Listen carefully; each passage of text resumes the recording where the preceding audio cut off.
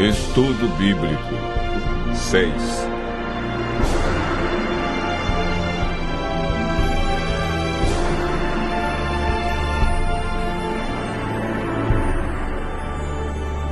Sinais da vinda de Cristo.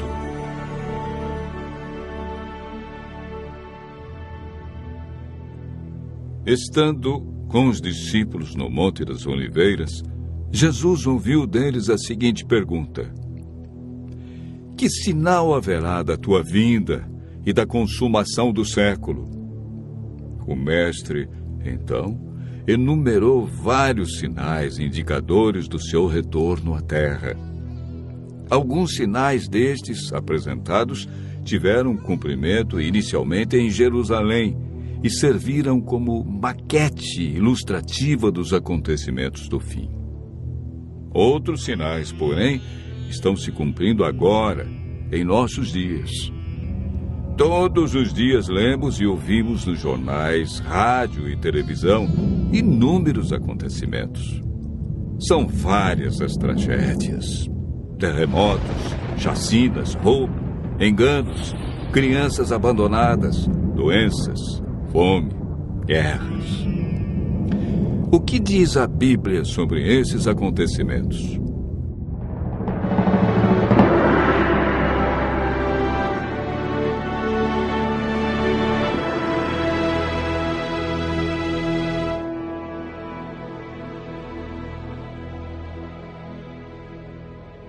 Vamos analisar os sinais que antecedem a sua volta em 3 partes.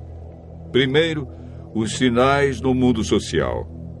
Segundo, sinais no mundo natural. E, por último, sinais no mundo religioso. Os sinais no mundo social estão descritos em Mateus 24, versos 6, 7 e 10. Jesus profetizou que antes de sua volta, o mundo estaria envolvido em guerras, fome, nação contra nação, reino contra reino, traição e ódio entre as pessoas. Na segunda carta de Timóteo, capítulo 3, versos 1 a 5, nos fala de tempos difíceis. Desemprego, fome, pessoas egoístas, avarentas, pessoas blasfemando de Deus, filhos desobedientes à paz, homens sem domínio de si. Esses sinais no mundo social são provenientes da obra de Satanás e não de Deus. Na segunda parte do nosso estudo, falamos a respeito dos sinais no mundo natural. Mateus 24, versos 7 e 29, fala de sinais que estão acontecendo e que já aconteceram. No dia 19 de maio de 1780, o sol escureceu. Esse dia ficou conhecido como o Dia Escuro. Na região leste dos Estados Unidos, tão densas eram as trevas que as lamparinas foram acesas ao meio-dia. A lua, embora fosse cheia, negou-se a iluminar. A ciência não conseguiu explicar esse fato sobrenatural, mas a Bíblia o apresenta como um dos sinais que antecede a vinda de Cristo. Em 13 de novembro de 1833, ocorreu uma deslumbrante queda de estrela jamais vista. Esses sinais já se cumpriram uma vez, mas antes da vinda de Jesus se repetirão com maior intensidade. Os sinais no mundo natural, como terremotos, enchentes e grandes calamidades que matam milhares de pessoas, indicam que Satanás está agindo até mesmo na natureza. Tratamos na terceira parte do nosso estudo sobre os sinais no mundo religioso. Mateus 24, versos 4 e 5, fala sobre o engano religioso que haverá no tempo do fim. Mateus, capítulo 24, verso 11, refere-se ao aumento das religiões. Somente no Brasil existem mais de 1.500 religiões cristãs. No mundo, são mais de 35 mil religiões cristãs. Jesus afirmou também que antes de sua vinda, os falsos cristos e falsos profetas operariam sinais e prodígios. Mas o que fazer diante de tantas religiões? O conselho de Jesus é claro. Ele diz: acautelai-vos para que ninguém vos engane, porque muitos virão em meu nome e enganarão a muitos.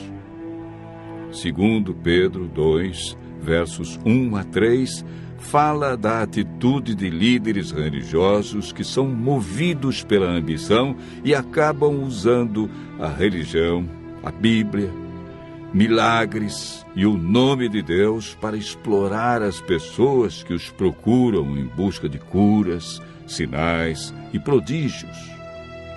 Outro sinal no mundo religioso é encontrado em Mateus 24, verso 14.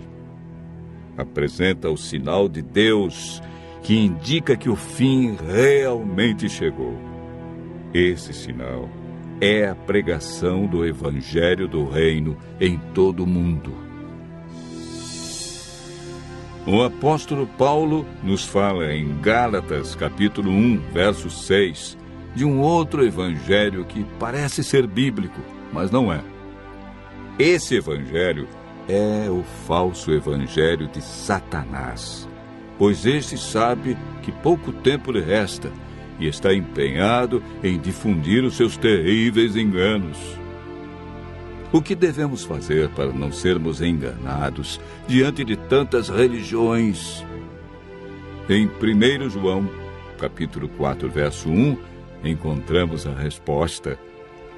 A Bíblia nos orienta a provar se os espíritos provêm de Deus ou não, ou seja, comparar. Aquele que quiser fazer a vontade de Deus deve comparar a doutrina da Bíblia com aquilo que outros ensinam. Por que Deus manda provar? De acordo com Mateus 7, verso 15, o engano vem parecendo verdade. Vimos que os sinais preditos por Cristo estão todos se cumprindo, indicando que em breve todo o mal do universo terá seu fim. O que está faltando para Jesus voltar? Primeiro motivo: o evangelho verdadeiro precisa ser levado a todo mundo. Segundo, Jesus está a cada dia dando mais oportunidades.